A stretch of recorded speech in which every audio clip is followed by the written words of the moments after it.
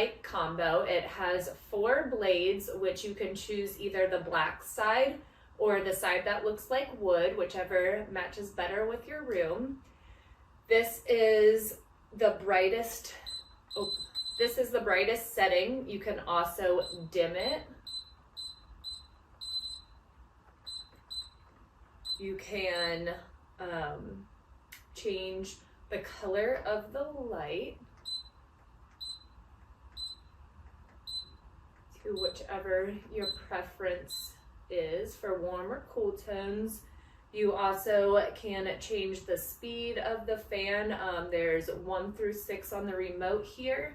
The on-off button for the fan is right there in the middle at the top.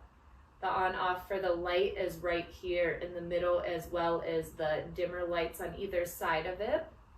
You have the reverse mode to spin, either to spin clockwise or counterclockwise, depending if you want the airflow to be flowing down or you just want airflow in the room but you don't want the breeze on you, so you can go the other way so it forces the air up.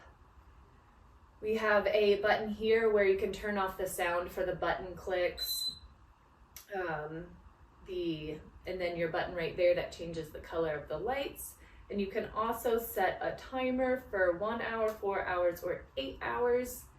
The installation was pretty easy. It probably took about 30 minutes. Comes with this remote. As soon as you turn your power back on, you're going to want to hold the fan and the light on off button for 3 seconds until it pairs with the remote. The remote also comes with a nice little sleeve here where you can mount it onto the wall, so you can store the remote on the wall or wherever you would like it mounted at.